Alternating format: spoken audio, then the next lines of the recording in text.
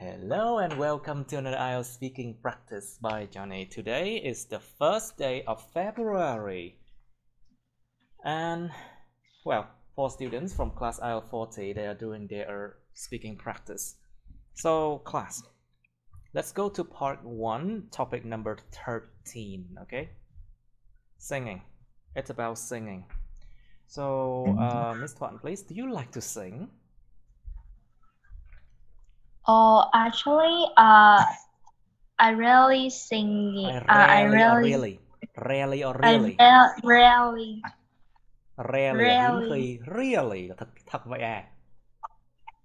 rarely sing because I know that I have a bad voice, so it's so terrible. I have a terrible voice. Yes, it's so terrible. Voice. And whenever I sing, people are just like, ugh. Anyway, so Miss Thuận, do you enjoy listening to people singing?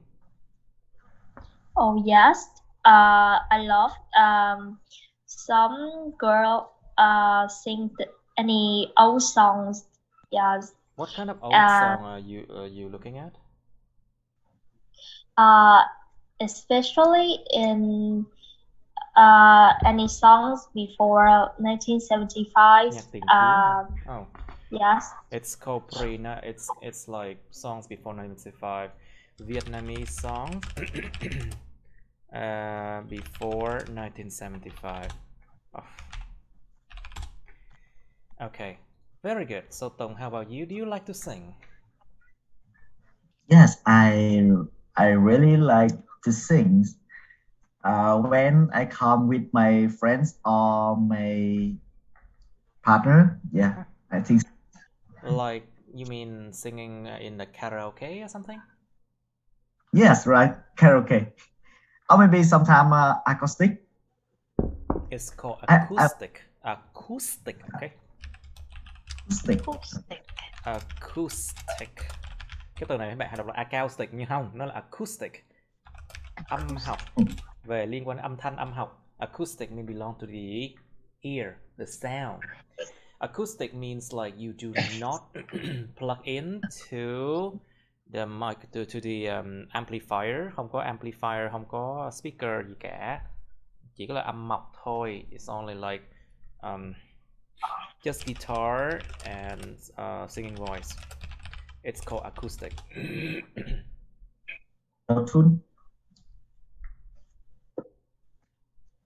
Alright, good. So, what do you think? What do you often sing about? I think I often sing about kiểu về chủ đề hát hả? About what topics? Like about love, about friendship, about love, sad love, or sometimes wedding kiểu thể dạng kiểu nhạc cưới. Oh, you like to listen to wedding songs, do you? Oh, maybe you really want to get married. No.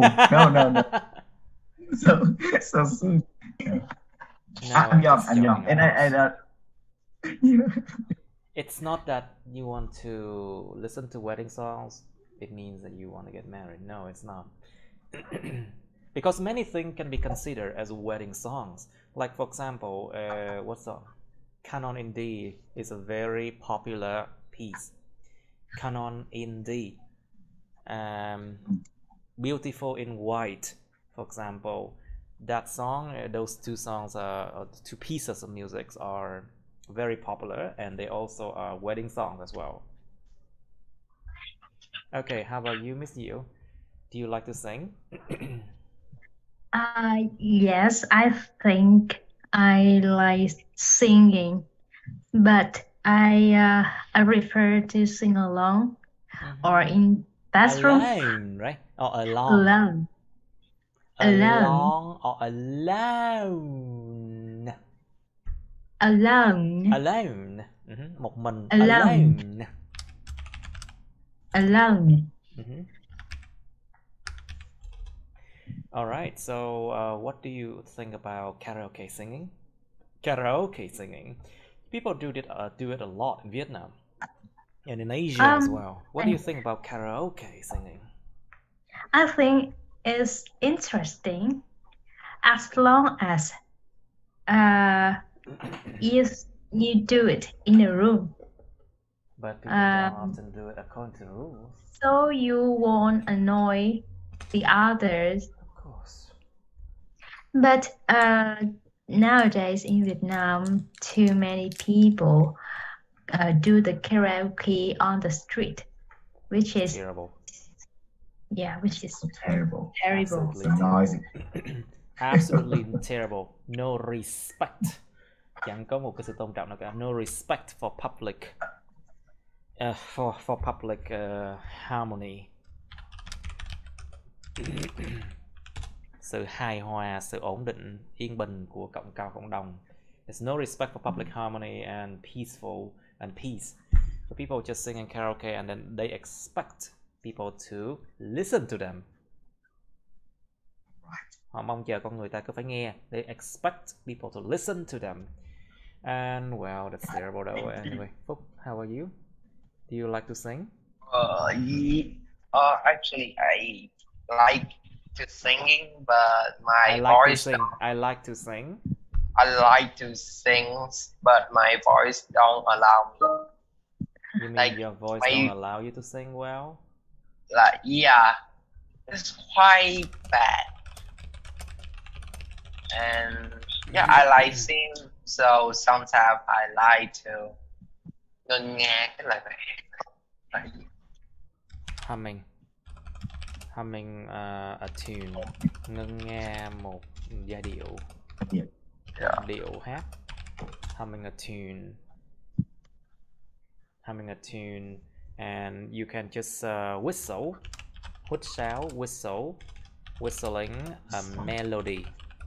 Huýt sáo một giai điệu nào đó. You can whistle a melody. Like for example, what melody is that? Whatever.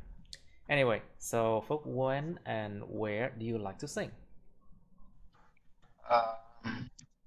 Well, it's like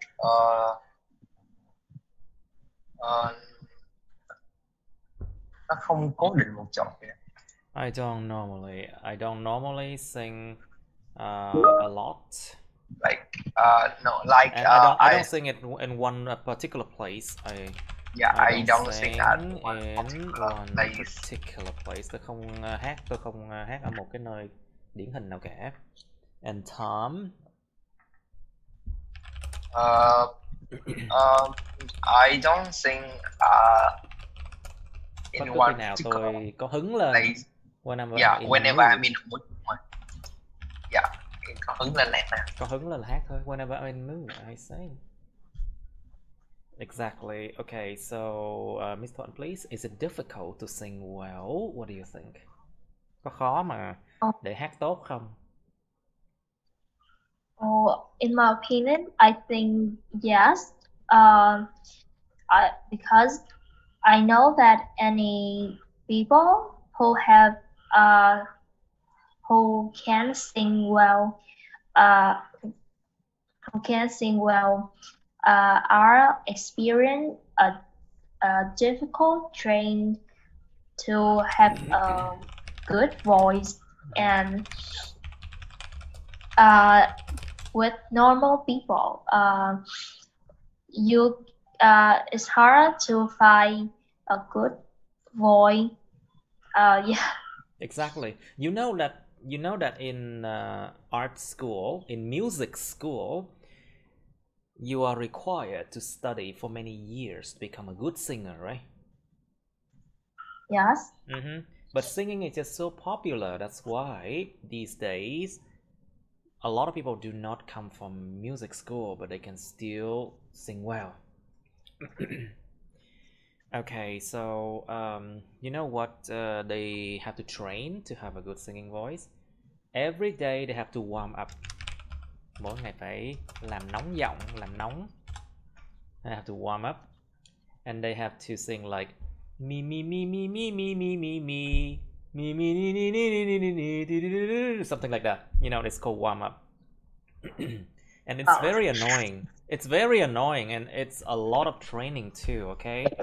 So until you can reach the high notes, đạt được tới những nốt cao, until you can reach the high notes.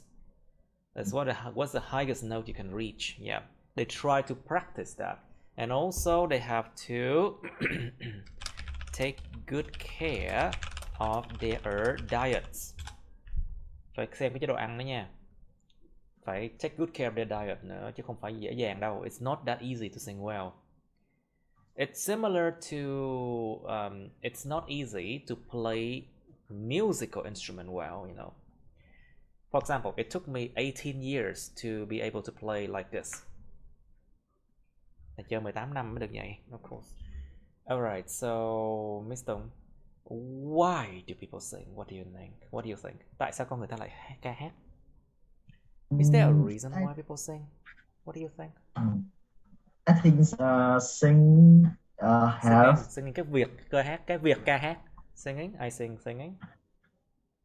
I think singing have people feel. Tôi nghĩ rằng cái việc ca hát giúp con người ta cảm thấy gì? I think singing helps people feel what? Feel relax, relax, and sometimes make them happy. Yes, and it's a good way to express themselves. Nó là một cái cách để mà biểu đạt bản thân thôi. It's a good way to express themselves. Like some people sing about sadness, about love, about breakup. Nhiều người hát về sadness, về cái sự mà buồn chán, về tình yêu, về breakup, đổ vỡ. People sing about happiness as well. Đương nhiên người ta hát về sự hạnh phúc nữa, wedding, other things, friendship, tình bạn, something like that. Trip, like yes, and the people often sing about other things like dream as well. Những giấc mơ nữa cơ. So, Tùng, what do you think? Why do people sing?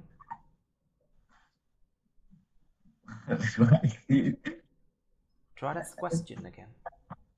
I think I answer. Yeah. Okay. I think people singing because people sing because singing have people feel. People. Are you sure? People. People. Singing help people to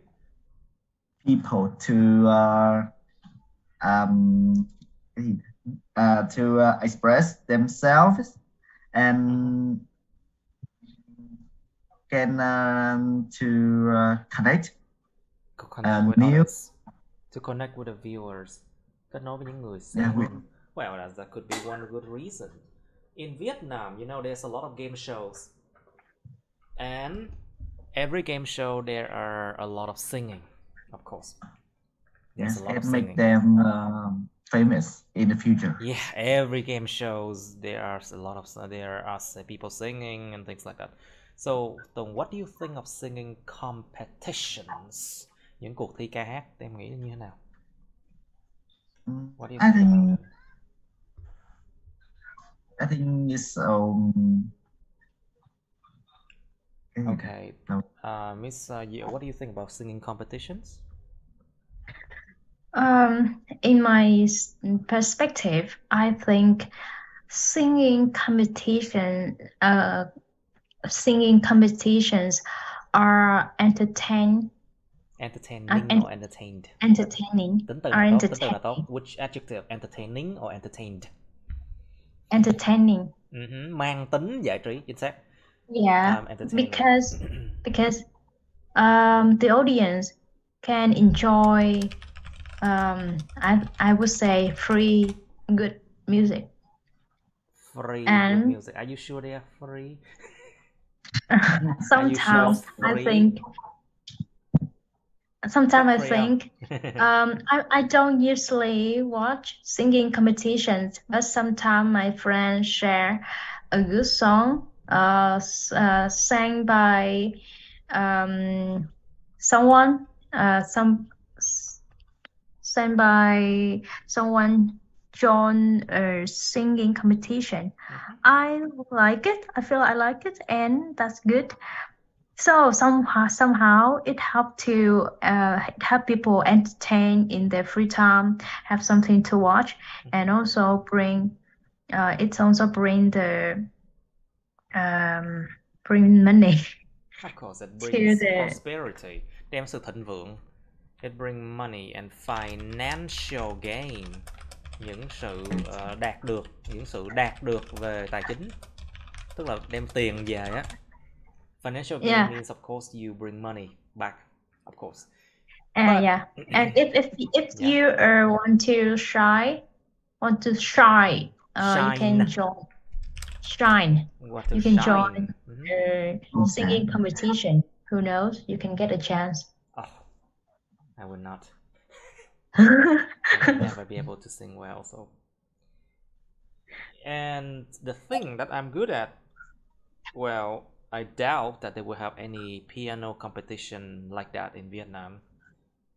Well, I do piano solo, but people when they think about piano competition, they think about classical music. That's a problem. Lúc nào nghĩ đến piano cũng nghĩ đến nhạc cổ điển, lúc nào cũng vậy á. Cho nên là cái mình đang chơi piano solo và cover như thế này á, nó không có nó không có nhiều cái cuộc thi gì cả, nhiều khi không kiếm nó được luôn á. Anyway, so Phúc, please, do you want to be a singer? Well, actually, I don't want to be a singer because I think it's like my voice is bad, so it's quite bad. So I don't think I can be a singer. Yeah, I can see that. Yeah. Thấy mà, thấy. I can see that. Okay. So, all right. So, Miss Thuận, so what kind of music do you like to sing? Like, we have different kind of music, like V-pop. We have rock music. We have rap. We have hip hop. We have a lot of kind of underground indie music. You know. So much.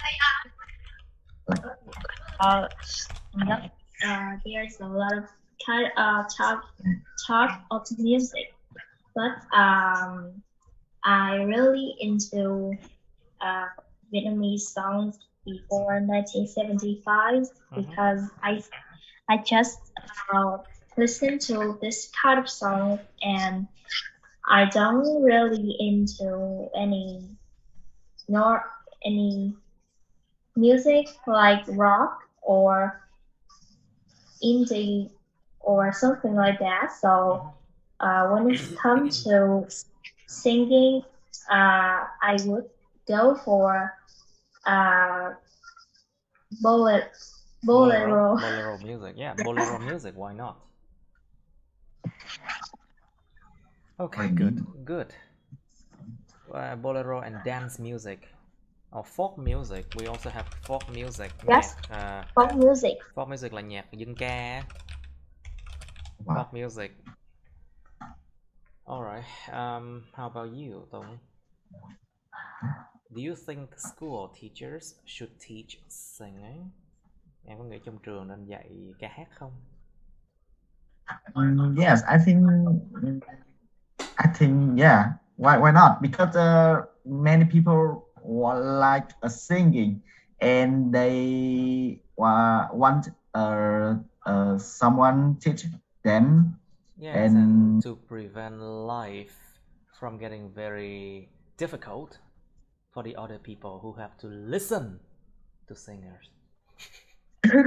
Làm cho đời đỡ khổ cho những người mà phải nghe những người singer đó. Well, yes, imagine if people sing karaoke a lot. Oh no. And you know, when I go hang out with my friends, and oh my god, and people always singing on people. People. Cứ people people. hoài, thói quen xấu. People. People are always singing on the streets, and oh my god, I can't hear them. Hear or listen to. Hear or listen to them. Which one? Từ nào đúng? Listen to them. Hear là nghe thôi, còn listen là lắng nghe, hai khác nhau chứ. Of course, the two verbs are different. Okay, so Tuấn, what kind of music do you like to listen to? I think I like rap, kind of bolero. Nothing wrong with listening to one kind of music you like, but rock, what kind of rock? No, rap, not rap. Yes, like V-rap. Yes, rap. Underground. Yeah. Something like that. Underground, yes. And sometimes Denvo is one of the best rappers, I think, in Vietnam, maybe. Yes, I think so, because music from then very chill. Isn't it? And don't use the word chill in IELTS, okay? Chill là một từ lóng. Chill is a slang that you should not use in IELTS. Use the word good. Let's just use the word good. The music is really good. Let's just say that. The music is really good. Đừng dùng chữ chill nha. Từ lóng nha. Okay, so let's move on to another topic. Part 2 and 3. Okay. I don't know why I'm coughing a lot. 3. Maybe I'm dying, I think. What? I don't know. I'm just coughing a lot. Take care of yourself, teacher. Take care of yourself. Take care of yourself. Which one? Take care of yourself. Take care of yourself. Okay, now, all right. We can do this one. We can do this.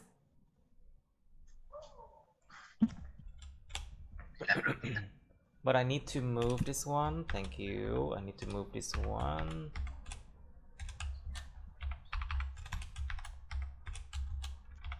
And this one as well.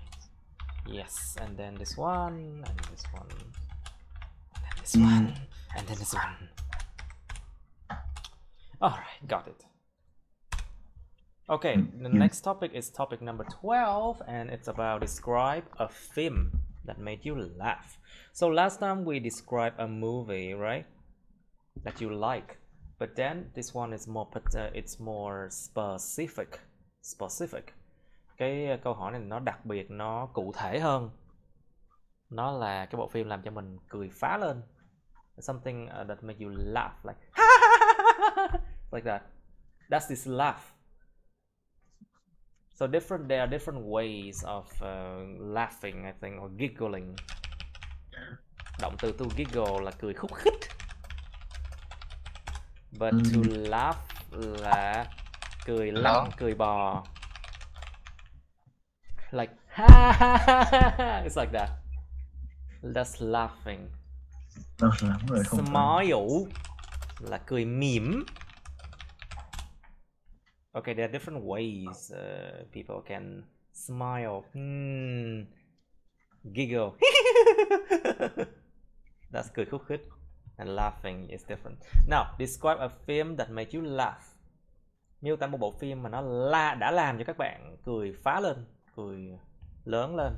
You should say what it is. Phim gì vậy? When you watched it. Tôi đã coi nó lúc nào?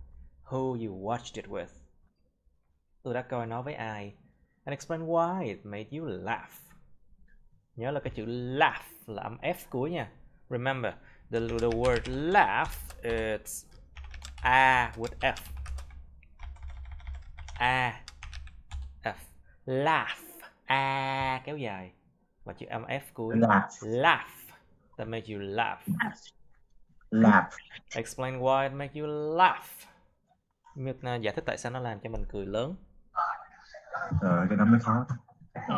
That is hard. That part is hard. Why it made you laugh? Was it because of the sense of humor? The sense of humor, of hài hước.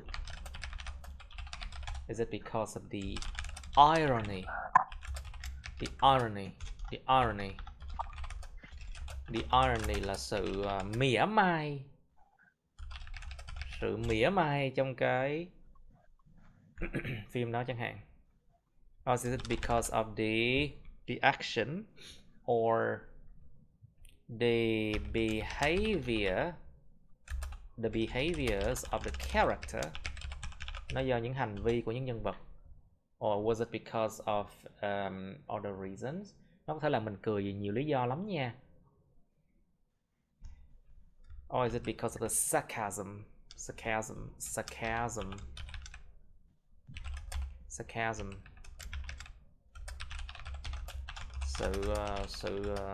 cà khịa, sự châm biếm. Sarcasm. Like for example, when Phúc said I don't have a good voice, and I'm like, yeah, I can see that. That is sarcasm. đó là sự châm biếm. Okay, and you can use the adjective form of sarcasm. It's sarcastic. All right, you have part 3 of movies.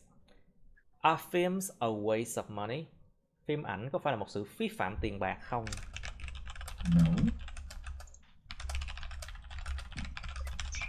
It means like, when you make movies, does it help people? Does it help people gain anything? Can people eat it? Can people learn from it or whatever? Con người có ăn được không? Làm phim có ăn được không? Hay là có giúp con người ta sống còn hay không? Có cứu người được không? Chẳng hạn. Are film a waste of money? Phim ảnh có phải một sự phí tiền không? No. Well, you have to answer that. Like why? You have to prove that why it's not a waste of money. Phải chứng minh được là nó không phải phí tiền. Think about the values. The values, những giá trị mà đi kèm với phim ảnh. Thông điệp. The message. Tôi thấy mấy cái phim bom tấn á, mà hành động nó mới là phí tiền đó. Rất nhiều tiền rồi không khác. Còn mấy cái phim mà nó tình cảm hoặc là mấy cái phim mà có thông điệp sâu sắc á, nó mới là cái phim mà đáng tiền. I mean, that's just my opinion. I think that action movies these days are just, blockbusters, những cái phim bom tấn.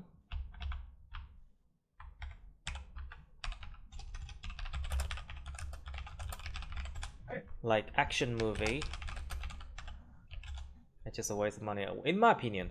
But we have other kind of movie. We have thrillers, những phim kinh dị. Ví dụ như là phim gì? Phim gì kinh dị? You can think about that. I don't watch movie that much. I don't know. Thrillers. They are what's it called? Sitcom. Hài độc thoại ha. Situational comedy, yeah. Situational comedy, hài độc thoại. They are other kind of movie you can think about it. Cái câu này nó có phải nó sẽ phụ thuộc vào là loại phim ảnh nào nữa. I think this question you can approach it like it depends on what kind of movie we are talking about as well. Tùy thuộc vào loại nào đó. Có nhiều phim rác lắm luôn á. There are some movie that is really trashy. Mang tính rác rưởi.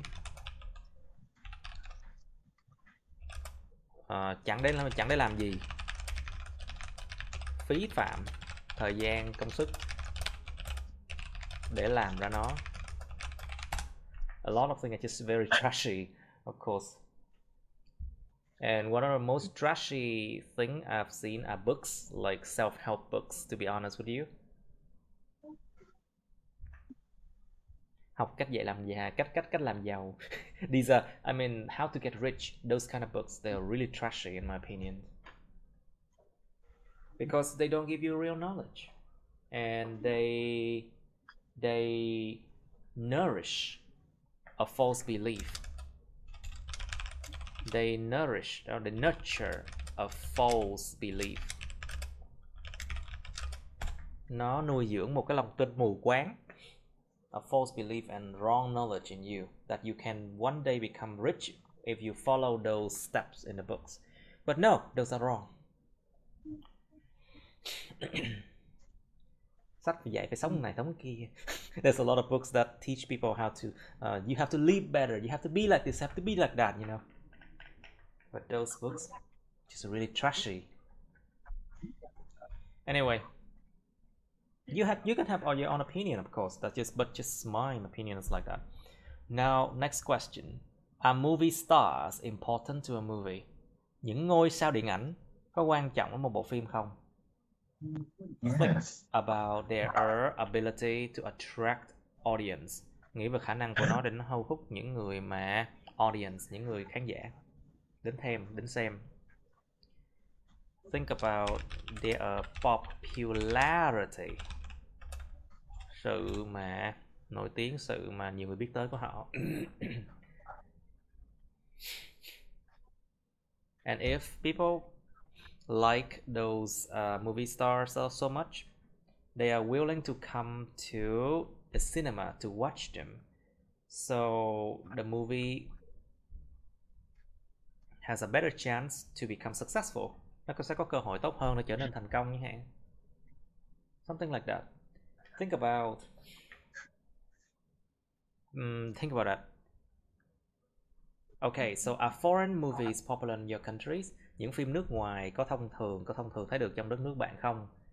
Think about Chinese movie, Hong Kong movies, think about American, think about other kind of movies like that.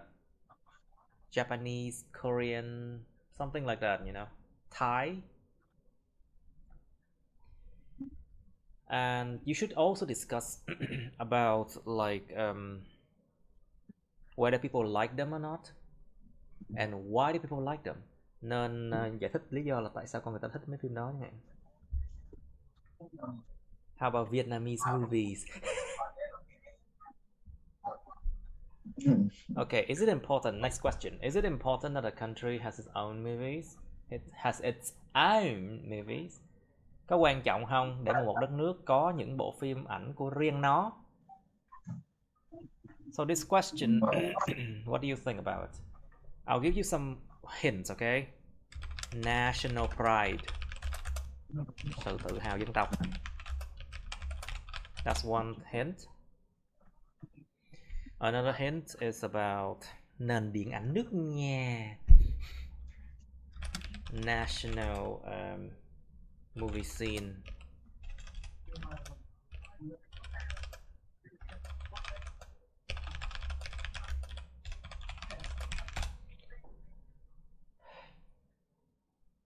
And also together with movie scene, we have actors and actresses.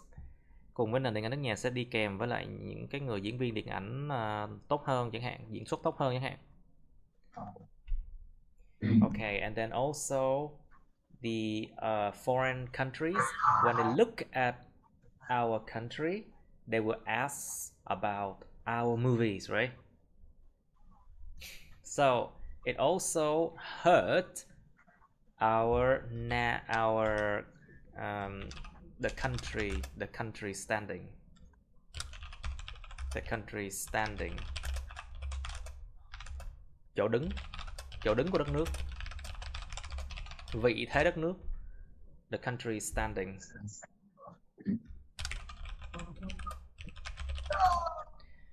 Cái vị thế đất nước nó quan trọng nha. Tại vì nếu mà vị thế không tốt á, người nước ngoài người ta sẽ nhìn vào đất nước, người ta đánh giá nguyên cả đất nước luôn, kể cả con người luôn.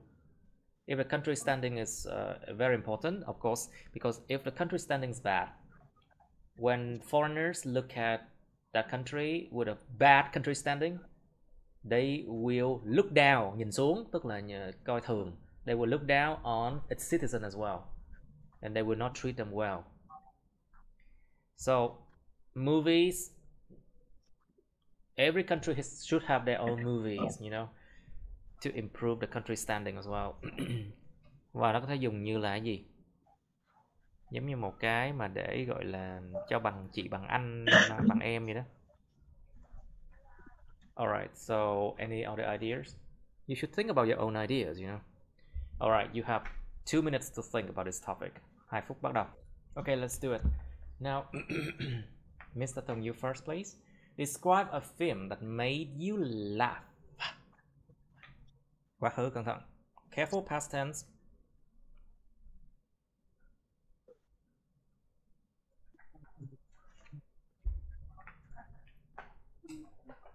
We are waiting. Mr. Tong, please, come on. Oh, me. Oh, sorry. Who you think I'm calling? It's you. Yeah, Mr. Tong, please. Okay. So, a film that made me laugh is Nhà bà nữ. It's a what? Nhà bà nữ. This is a film by Trấn Thành from Vietnam, it's a film from Trấn Thành, which is a very popular comedian. Very popular in. He's a very popular comedian first, right? Yes, sir. Comedian. Ông là hài trước đã. He's a very popular comedian in Vietnam. Yeah. He's a comedy popular in Vietnam, and he make a film in a Tet holiday. That film is name is nếu mà Anh hay tiếng Việt là phải Nhà bà nữ thì. Well, you can just mention the name in whatever language you want. Yes, I don't think expect I will. people to understand other language besides English, okay? Oh yeah.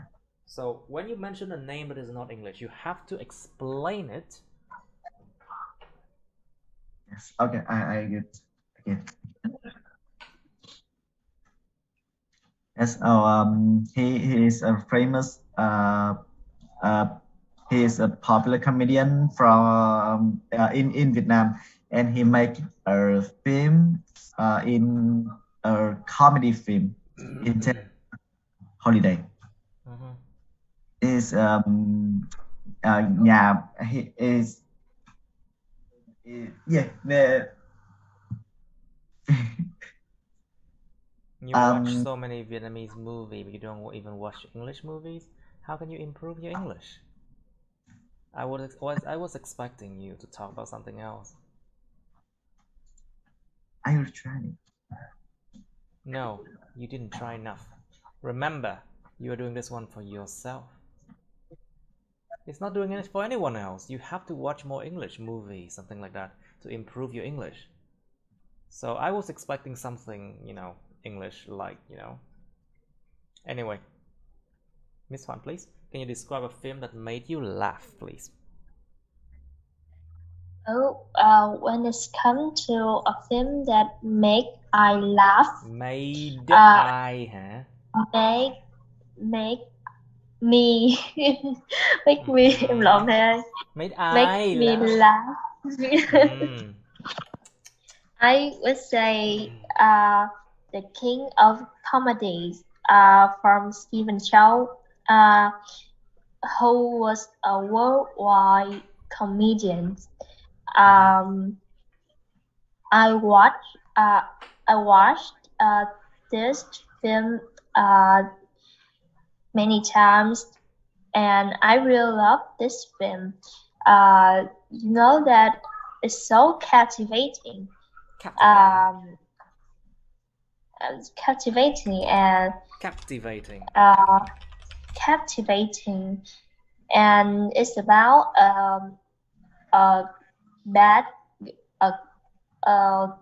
a boy that any bad things somewhere happen to this guy, this what? boy, and this boy, and but he usually overcome any difficulties and to become an actor, and though it make me feel relax when watch this film, but it's also contain any lovely meaning and make me feel more cảm động. Thầy, cảm động là mình nói and cảm giác make me là dùng chữ touch chứ không phải chữ touching. Wow, and you're make talking me about your how you feel, so touched.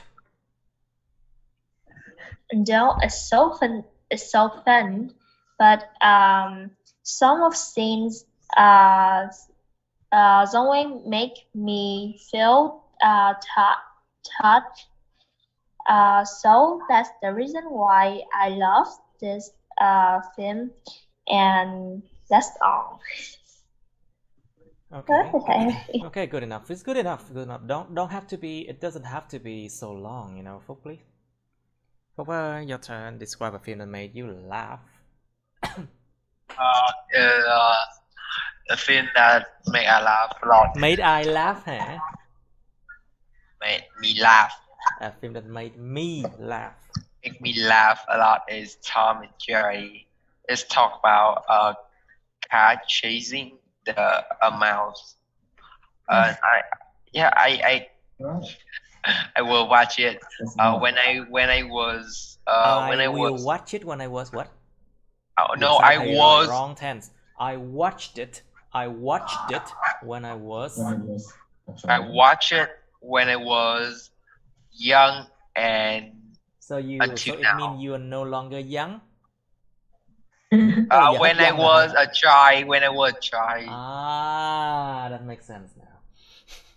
When I was a child, and I still watch it until now. And I usually watch it with my brother, and me and my brother like quite love it because so me and my brother, or I and my brother. Careful. I and my brother. Chủ ngữ. It's subject. So basically, I and my brother loved it. Loved it. It make me laugh. It make me laugh because like Tom always try to destroy Jerry, but Tom and Jerry, huh? Yeah, and he couldn't do it, but he is such an incompetent cat. Một con mèo vô dụng. Không có bất tài được luôn á, very incompetent. Đó là nói kiểu như là nhưng lúc nào cũng bị Jerry hành ngược lại thôi. Well, he always get outsmarted by Jerry. Bị khôn hơn á. Outsmart, động từ to outsmart someone. To outsmart someone means like trên cơ, khôn hơn người ta, ăn người ta. To outsmart someone means like you prove that you are smarter than the others, and you manage to do something that will bring you a gain. You know, cố gắng làm cái gì đó đem lại cho mình cái gì đó, lấy được của người khác. It's called outsmart someone. So he always get outsmarted by Jerry. But that's not a good thing, because after a while, when you became more matured, you realize that Jerry is not a good character. Yeah. It's not that good. It's not a good character, isn't it? Now, okay, Miss Yeo, please, your turn. Describe a film that made you laugh, please. Well, in terms of film that make me laugh, I just think about the Home Alone movie. Home Alone. Which is Home Alone or Alone? Careful. Home Alone. Alone. Alone. Home Alone movie, which is very typical in Christmas season. The first time I watched it is in the first year. Was it Home Alone 1, 2, 3, or 4, or whatever? One. Home Alone. So first one, right? Really? Yeah. It's the actor himself is now about 40-something years old already. It's really old, you know. It's really old. The first movies was produced in the 1999, I think. So, by the way, the film is very hilarious. Is that the correct word? It's really funny whenever I watch it. I usually watch with my friends or my family in Christmas. During of Christmas, course. yeah. And whenever I watch it, I always laugh because of the smart behavior of the boy who played the two thieves again many times. So the movies have a good sense of humor. A good sense of humor, yes. Yes. I think that's the good one to enjoy with family or for a gathering with friends. For gathering with friends, that's why it made me laugh, because it has a good sense of humor. Okay, good. One movie that I think will make me or people laugh is How I Met My IELTS Student. How I Met My IELTS Student and how I teach them would be laughing material. Well, indeed. Một bộ phim mà tôi nghĩ sẽ làm mọi người phát lên cười đó là Tôi dạy học trò IELTS của tôi thế nào. Well, anyway, now Miss Yeo, so are films a waste of money? What do you think? It depends on the type of movies, I think, or it depends on how people produce it. I think movies can bring a lot of financial benefit or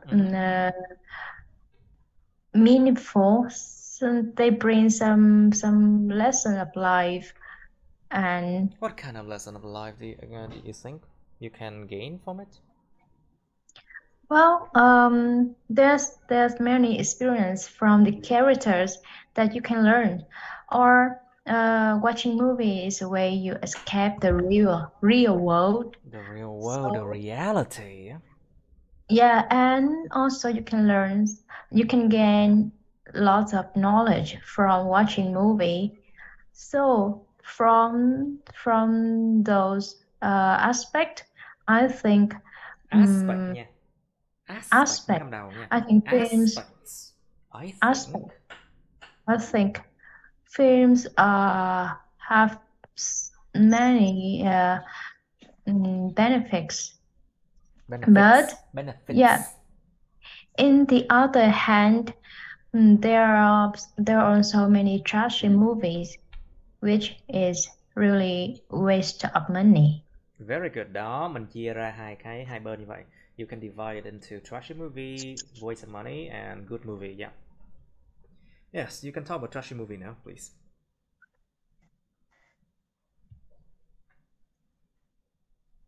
Sorry? You can talk about that part now. Trashy movies.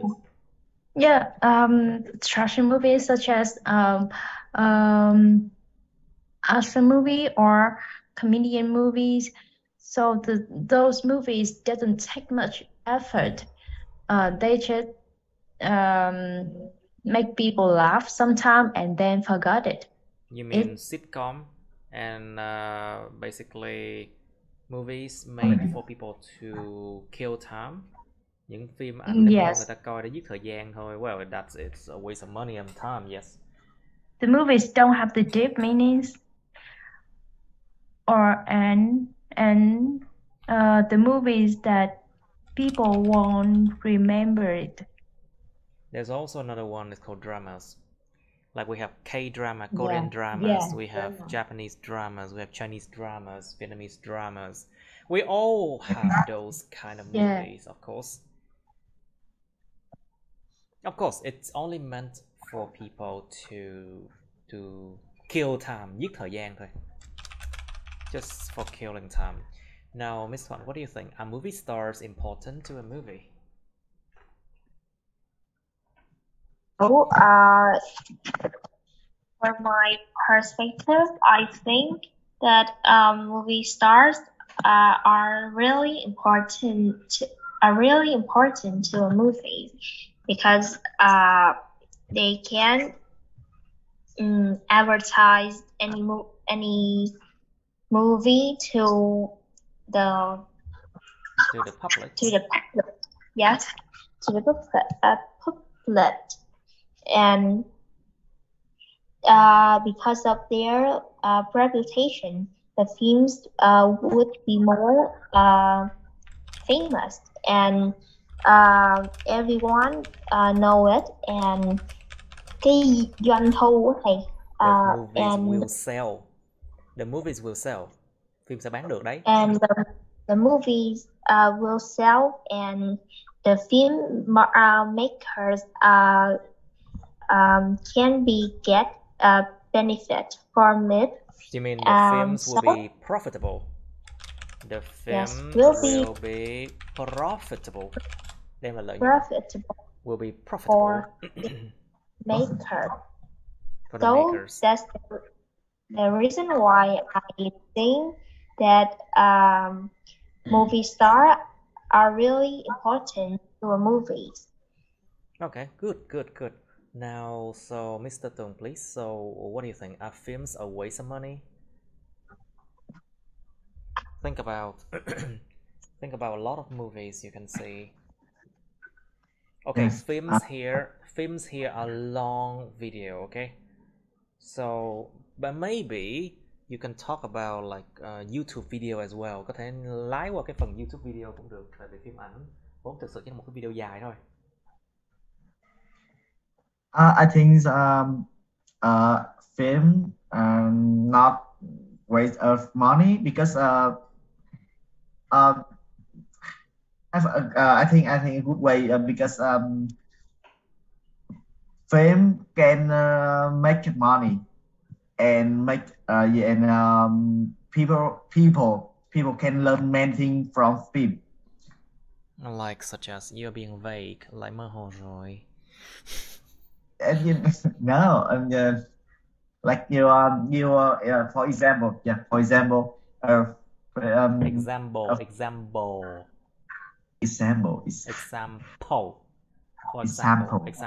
example. Okay. For example, when the film has we can em nói tiếng Việt được thầy mà không. No. Try to speak English now. If you don't, okay, you are not improving. Cái vấn đề của Tùng là em học chậm, mà em còn không chịu về nhà coi phim ảnh tiếp xúc tiếng Anh, làm sao mà anh phát triển được. Come on. So a film have a chiều sâu là depth.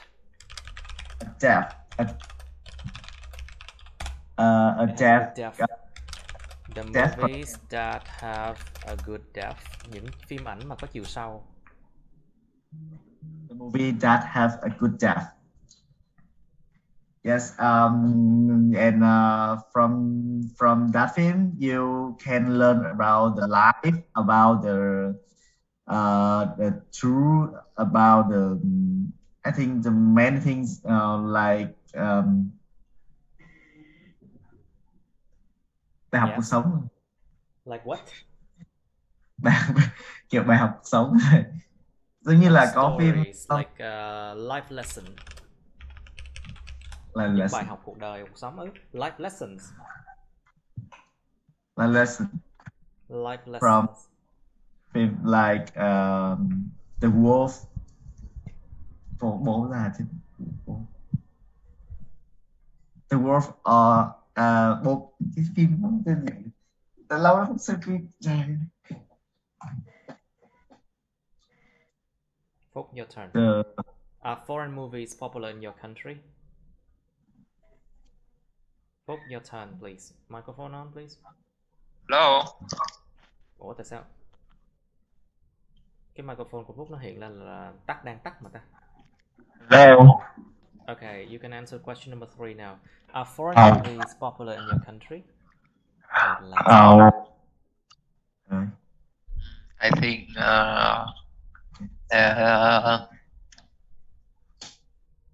I think as like dòng phim hay là sao thầy? It depends on it depends on a genre, right? Cái dòng phim là cái genre. I think it depends on genre. I think it's all like it's about family and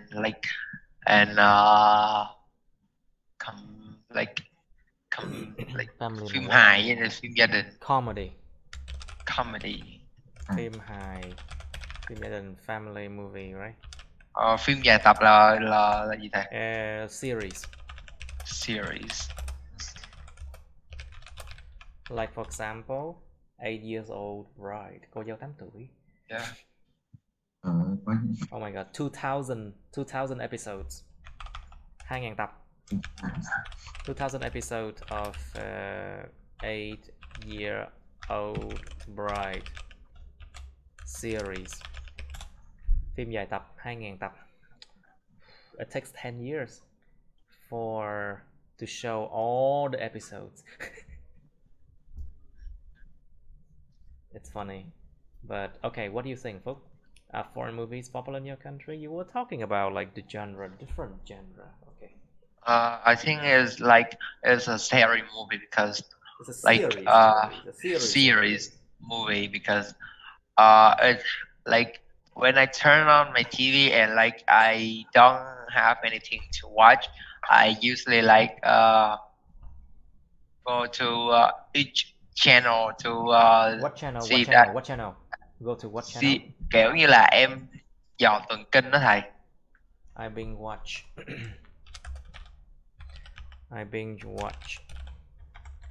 Tôi coi tôi cứ coi và coi nhiều. Tôi cứ coi và coi nhiều tập liên hồi. Coi và coi. I binge watch. Yes.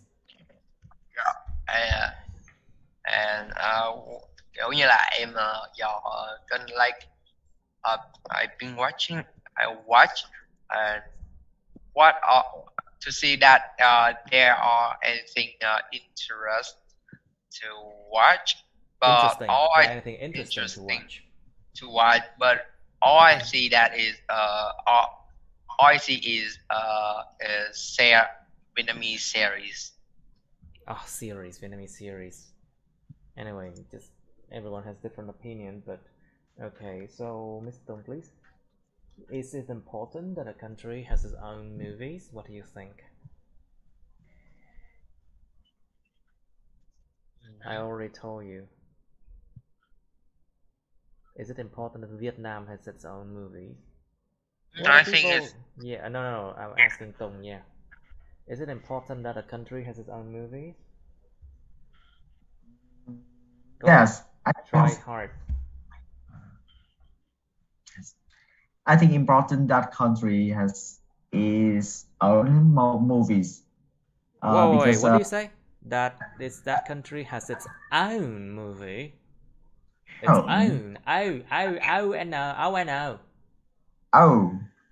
own movies.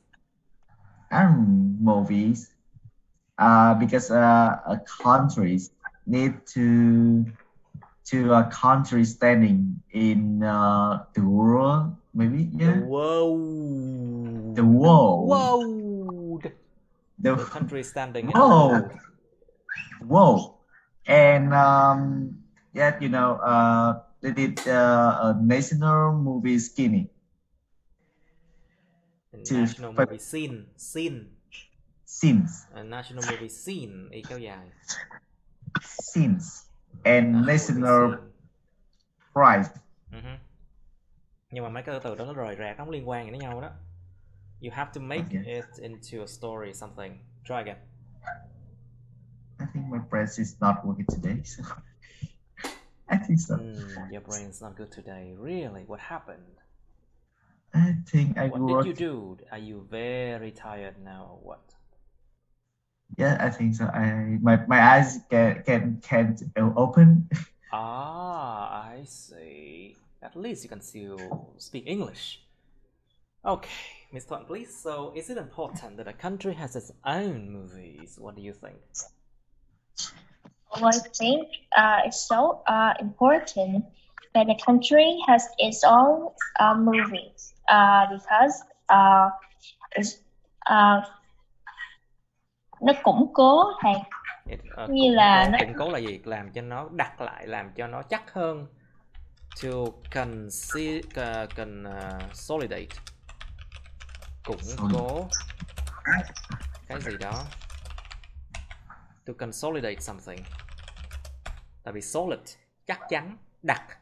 Consolidate làm cho nó chắc chắn hơn, củng cố. To consolidate means make something like very firm, very hard to break. To consolidate something. Cái từ là một cái từ cao cấp đó nha. This is like a high band score word, okay? Because it's consolidate country standing and national prize. Pride. Cẩn thận âm cuối. Pride. Pride. For example,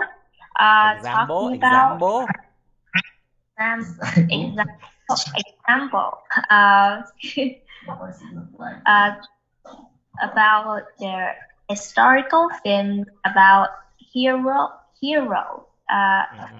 in Vietnamese history. Any film that make our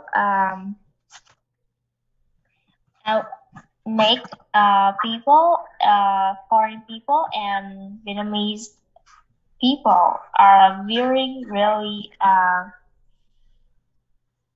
into it, and if this film is good, what would happen if it's not good? If the movie is not good? What would happen if the movie is not good? You know, a lot of the time the movie is not good. Nhiều trường hợp là không tốt lắm nha. When this kind of movie is good and it's make the country standing would be more solidified and more solid. More solid. Nó là tính từ solid thôi. It's more solid. It basically consolidate the country standing. It consolidate the country standing. Củng cố cái địa vị của cái chỗ đứng của cái đất nước đó. It consolidate the country standing and and this country would be known as a country has a lot of heroes and would be attract more people and attract more tourists. I think that's chắc là vậy thầy. That's good enough. Yeah, and I think that's good enough, and I'm out of ideas. I think that's good enough, and I'm out of ideas. Okay, good enough. Alright, cái này thật sự không phải là một cái chủ đề dễ. It's not an easy one. Alright, let's move on to something else. Okay, let's try 13 then. Describe a company that employs many people. Miêu tả một công ty mà thuê mướn tuyển dụng rất là nhiều người. You should say what it does, công ty này làm về cái gì. How many people it employs, nó thuê mướn bao nhiêu nhân công. What kind of people work there, có những loại người hay kiểu người hay là cái dạng người thế nào làm việc ở đó. Explain how you feel about it, giải thích bạn cảm thấy thế nào về điều đó. And part 3 of companies. Should big companies be punished more seriously if they break the law? Like for example, if they trốn thuế là gì nhỉ? If they evade tax, họ trốn thuế. So the noun form is tax evasion. Âm DZ nha,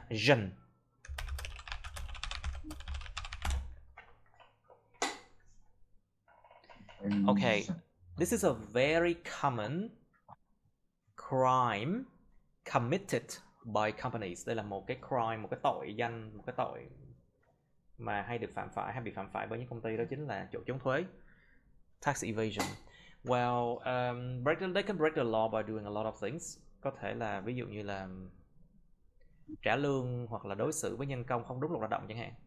Like if they do not treat the employees according to the labor law, mistreatment, sự đối xử không đàng hoàng, mistreatment of employees, đối xử không đàng hoàng với nhân công, mistreatment of employees, violation of labor law, sự vi phạm luật lao động, the violation of labor law, for example. Ví dụ như là probation, for example in Vietnam, probation period, thời kỳ thử việc, it's about 2 months. Việt Nam thời kỳ thử việc là 2 tháng đi. And of course your salary during probation period is about 85% of your salary. Cái lương thử việc phải khoảng 85%, 80 gì đó của cái lương bình thường. And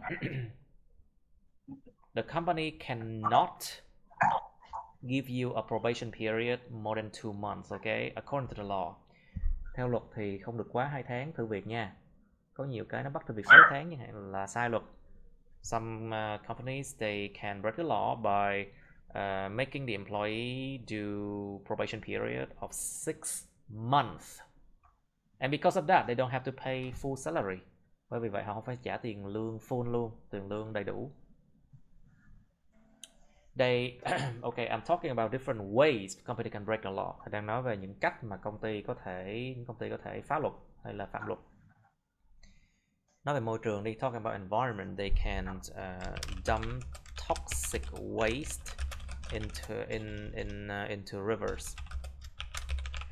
Xả chất thải độc hại vào những dòng sông. Dump toxic waste into river. That breaks the law too right now. Cái này là phạm luật đấy. Break the law because you dump toxic waste into rivers. What else? Buôn bán và sản xuất tàn trữ những thứ mà bị cấm chẳng hạn. Like companies, they can do illegal activities. Illegal activities, những hoạt động mà bất hợp pháp. Illegal activities, they can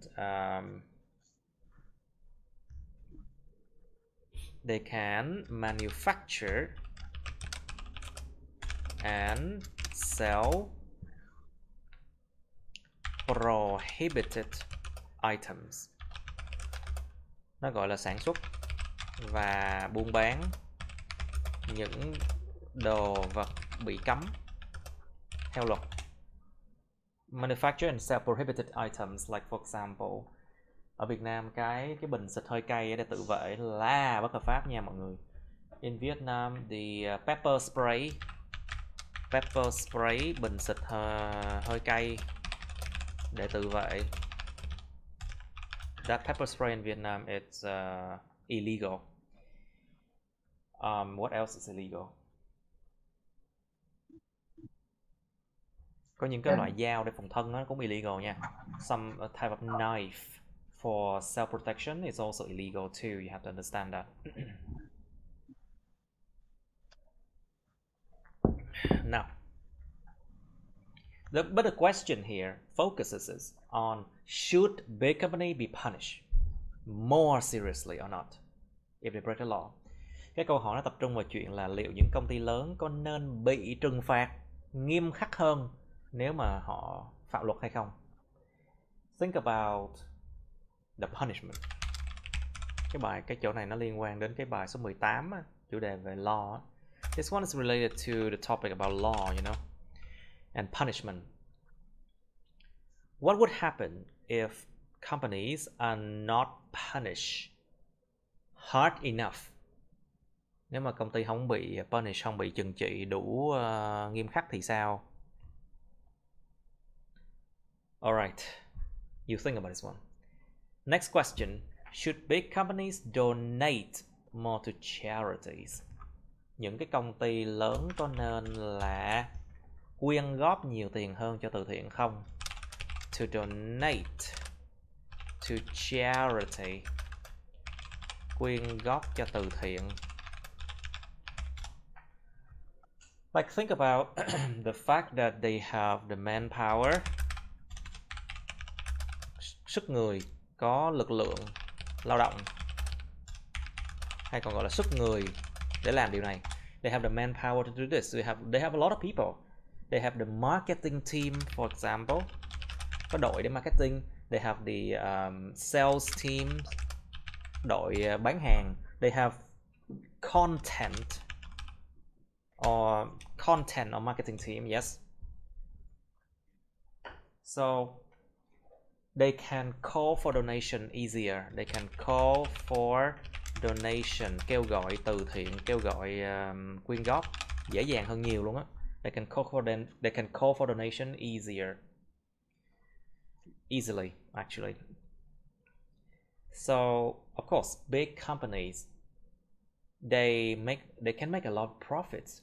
Họ có thể tạo ra được rất là nhiều lợi nhuận luôn. So what do you think? Should they donate more to charities? Họ nên cống hiến nhiều hơn, quyên góp nhiều hơn cho từ thiện hay không? Và chúng ta cũng nên nói về mặt trái của từ thiện đó nha. We should talk about like the dark side, cái mặt đen tối, dark side of charity, because you make people depend on you. You are creating a generation of lazy people who don't work. Tạo ra một cái thế hệ những người mà rất lười, mà chẳng thèm làm việc, cứ chờ sung rụng, chờ tiền tài trợ, chờ tiền từ thiện. Cái thế hệ đó bây giờ ở Việt Nam là cũng kinh khủng nha mọi người, cũng lớn không phải không đâu. That generation of lazy people who always ask for charity and they don't work at all. That generation of people, their number is increasing in Vietnam. And I think it's dangerous. Nguy hiểm phải không đâu. Okay, so should they donate more for charities? Or should they do anything else? Các bạn nên nghĩ về những hướng khác, là thay vì ví dụ mình donate more thì nên làm cách gì? Nên làm cách gì để mà giúp đỡ quần chúng chẳng hạn? What should companies do to help the public, for example? What? Okay. Ta nói là thay vì cho tiền hãy cho cái cần câu cơm á, you know. The people often say that instead of giving away money and things, you should teach people how to work. Something like that. Okay, next question. What are the good and bad things about working for a big company? Có những điều tốt và xấu gì về chuyện làm việc cho một công ty rất là lớn? Think about tập đoàn, think about corporation. Corporation. Tập đoàn. Thực sự nó lớn đến mức mà mình không biết mình đang làm việc cho ai luôn á. It can be as big. It can be very big that you don't even know who you are working for. Say again? Yes? No. All right, good and bad things. Think about có nhiều cái lắm. Chế độ đãi ngộ. Think about salary, think about benefits. Think about the chance of promotion. Cơ hội thăng tiến. Cơ hội thăng tiến. Những benefits, những cái lợi ích và lương. Benefits and salary. Think about những sự mất thời gian, ví dụ training chẳng hạn. like think about training, think about thật sự chẳng gì miễn phí đâu. There's nothing for free, of course. If you want to have free vacation, of course, you have to work very hard for it. So there's nothing for free, of course. Chẳng có gì mà miễn phí cả. Okay, you think about this one, okay? So What are the differences between big companies and small companies? Công ty lớn, công ty nhỏ có sự khác biệt nào? Về quy mô hoạt động chẳng hạn, like think about how they operate. Cái câu này có thể rất khó với những bạn mà đang học ở trong trường chưa đi làm. This question can be very difficult for people who are still in school, who's not working yet. Công ty nhỏ, công ty con thì sao? Thì là cơ hội thăng tiến sẽ ít hơn nhiều so với công ty lớn chẳng hạn. Like people often say that small companies, you just work there for many years, but it's hard to become like a director or something like that, to step up the corporate ladder, leo lên nấc thang của tập đoàn chẳng hạn.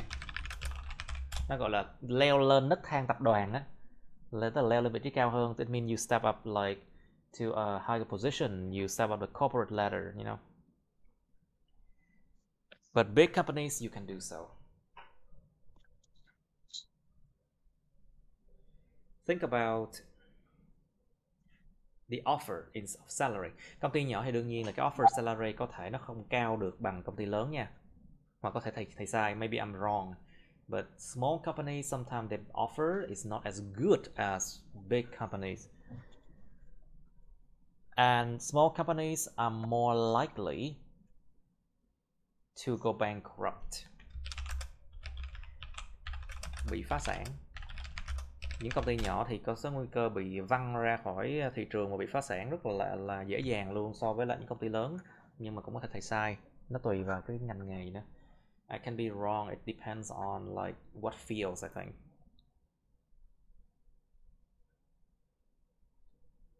And of course, big companies, when you work for them, it's more stable. Nó sẽ ổn định hơn là cái công ty nhỏ chẳng hạn. Và nó cho mình cái tiếng của việc mà nhiều người hay nhắm đến vụ là tôi đi làm vì tiếng tăm, tôi đi làm vì cái sĩ diện chứ không phải là cho vì tiền nhiều. Some people in Vietnam, they work for their to keep face, giữ thể diện gia đình, giữ thể diện bản thân và gia đình, to keep face for themselves and for their families. They work for big companies so they can keep face, you know. Làm vì công ty lớn để mà tôi giữ thể diện chẳng hạn, something like that. Like for example, oh, I work for Vingroup, for example. But what exactly do you do? What exactly do you do? Dạ em chỉ là một nhân viên quyền. I'm only a simple worker. What's your salary? Dạ 5 triệu, 5 million. Well, it's the same as a starting salary for small companies, but y chang như lương làm cho small company thôi. But you have you can keep face and you can say, oh my god, I work for Vingroup, for example. You know, nhiều người chơi vậy đó. Làm vì công ty lớn thì có cái thể diện, tại nhiều người thích điều đó. Like some people, they want to keep face, they look better if they work for big companies or something like that, you know. Any other differences? Miss Thuận, Miss Diệu, you have worked already, so you should know, no? Any other ones? Nhiều. Công ty lớn nếu mà nhân viên mà có drama gì á là cả toàn công ty cùng biết, và có vẻ rất nhiều người sẽ biết. Còn công ty nhỏ bị drama gì cũng ít người biết hơn. Và công ty lớn đương nhiên là càng nhiều người càng nhiều drama rồi, of course. Like big companies, the more people, the more drama you have to deal with. The more people, the more nó gọi là chính trị ở nơi làm việc đó. The more work politics, chính trị ở nơi làm việc. The more work politics you have to deal with daily, hàng ngày luôn á. Cứ tới là bắt đầu drama. Just have to you just have to arrive at work, and there are more dramas. That's why some people they choose small companies, because small companies tend to attract less people, trying to attract less what's it called, problematic people. Những công ty nhỏ nó có xu hướng là nó hấp dẫn những cái người mà ít gây ra vấn đề hơn, less problematic people. Các bạn để ý đi, mấy cái trường học hoặc những cái nơi làm việc nào á mà nó danh giá, càng danh giá bao nhiêu nó lại càng hấp dẫn những người rất là kinh khủng bấy nhiêu. I'm sure you have noticed this one, like very prestigious, danh giá, very prestigious companies, big ones, tend to attract troublesome people. Những người mà khá là troublesome, khá là đem lại nhiều rắc rối đấy. Những công ty danh giá. Cái điều này áp dụng với lại tất cả những cái nơi danh giá khác nha. This one applies to a lot of other prestigious places. Prestigious. If you don't believe me, you should try it yourself. Try it and you will see. I think working for small companies, you have to do more work, more different types of work. Yes. Because they hire less people. Tại vì họ thuê ít người hơn, còn người ta sẽ phải làm nhiều hơn là drama. People if small companies, they hire less people, so maybe you have to do more work. Yes, a little bit, but you don't have to deal with politics. Không phải đương đầu với những cái chính trị trong nơi làm việc. Tao ghét thằng này. Ê mày, hôm qua thằng này ngủ với ai vậy? Đó, it's like that. Yeah, a lot of the time you will see like dramas in the office like that. Who you sleeping with last night? Oh my God! Look at the way she dressed. Trời ơi, nhìn cách ăn mặc kìa. Oh my God! It's like that. People are always like that behind your back. Đằng sau lưng mà thì người ta lúc nào mà chẳng vậy, you know? Is that bad? Sorry? Is that bad? Of course it's bad, but to some people it can be fun. It depends on how you look at things, okay? Tùy vào cách mà các bạn nhìn nhận sự việc thôi. Alright, last question. Should companies and corporations have the responsibility to take care of its workforce? Những công ty và những tập đoàn có cái trách nhiệm để mà chăm sóc cái lực lượng lao động của nó hay không? Cats. You see, I'm having bad cats. They jump on the table. You see, bad cat. You will be punished later. You'll be spanked. Mèo cái gì? Yes. What? See, cats are like children. You will spank have to them. Punish them hard. You have to educate them. Otherwise, they will be very naughty. See, I just bought this one. Indoor behavior for cats. What? It's a spray. What does it for? Well, it's used to teach the cat to not jump to places. Like, for example, I can spray on the table, and then the cat will hate that smell, and they will not want to jump there. Oh, that's Bình xịt chống mèo nhảy lên những nơi này nọ. Nó giúp để giáo dục mèo nè, for indoor use. Công dụng, ngăn chặn và làm giảm các hành vi mèo cào phá vật dụng. Rất hiệu quả không thầy? I don't know, I have to try it. What did it say? This one xuất xứ Hà Lan. It's made in Holland. It must be good. Cách dùng xịt trực tiếp lên những vật dụng hoặc khu vực bạn muốn mèo tránh xa, sẽ không ảnh hưởng đến sức khỏe thú cưng và con người. I have to spray directly to wherever I don't want them to be. Okay.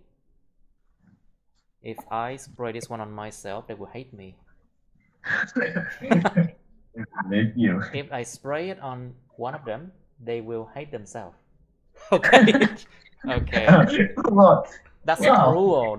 That's very cruel. Đó rất là độc ác. That's cruel. You shouldn't do that. Now, question. Okay, last question. Should companies and corporations have the responsibility to take care of its workforce? Những công ty tập đoàn có nên có nghĩa vụ, trách nhiệm để chăm sóc lực lao động của nó hay không? Yes. Well, you should think about this question. Alright, you have 2 minutes to think about this one. We can do it now. Chắc làm được một part 2 quá. Maybe.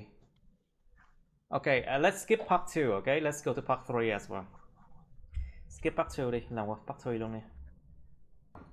Okay, let's do it now. Miss Yeo, please. So, should big companies be punished more seriously if they break the law? Let's not do part 2. Okay, Miss Yeo, please.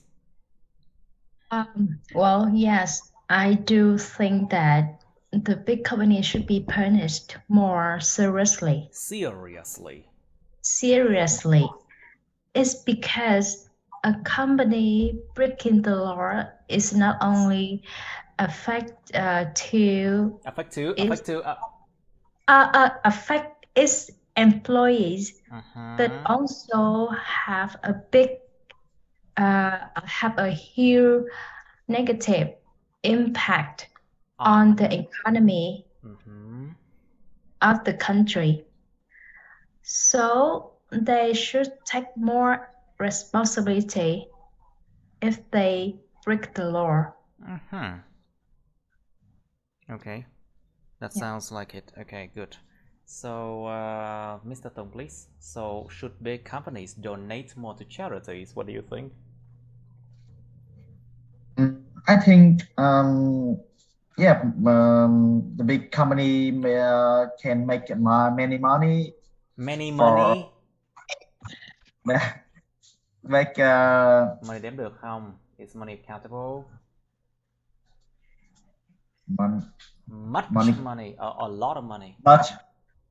Can make a lot of money. Okay. Make a lot of money. So maybe they can donate more to charity to some opportunity to them to grow up. Yeah, I think so. To grow. To grow. Grow up là lớn lên của trẻ nhỏ, còn to grow là phát triển một công ty. To grow means like you want a company to grow, but to grow up it's about a child growing up, you know. Okay, but I'm not convinced with your answer. Can you continue? Tiếp tục đi. Nó có cái gì đó nó vẫn chưa có được convincing. Okay, Mr. Tong. So what are the good and bad things about working for a big company? What do you think? I think the good way when working for a big company is you will have a big salary and so many benefit when you working in there, and a bad thing. Working there. Working there.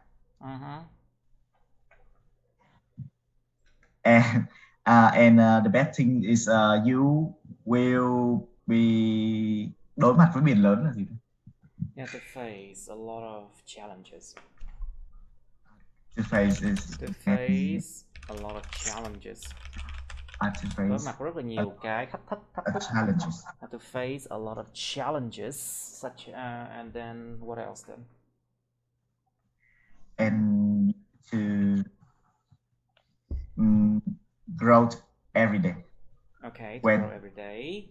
Nó sao á? Okay, Mr. Thuận, please, can you answer? Không thì kiểu em có thể nói là giống như là muốn nó đối mặt với lại những nhiều cái rủi ro hơn ấy. Kiểu risk. To face the challenge or risk in the future when you working in the big company. Yes. Okay, Ms. Thuận, please. So can you answer this one? What are the good and bad things about working for big companies? From on one hand, I think working for a big company, there's so many good things, such as you when talking about any, you are really proud when you work in a company, and any benefits and salaries. But I think it's hard for people in terms of have a chance of promotion. A chance Something of like promotion. A chance of promotion. Chance of promotion. So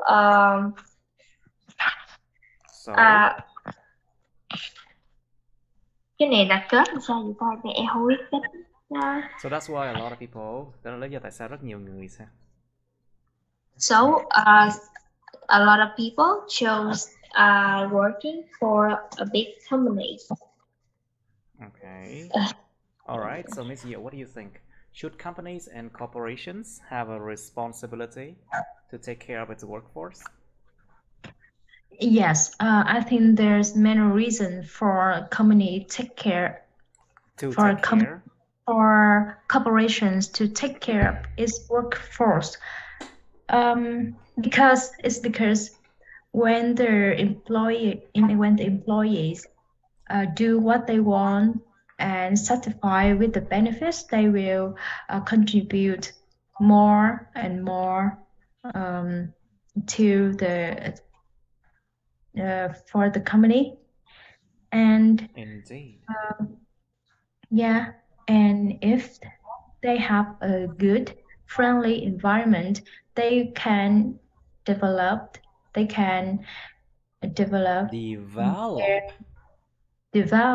their major better. So in that way, the corporation can keep high quality employees and also have a good performance for their hoạt động kinh doanh lị hành. For their activities, for their business activities.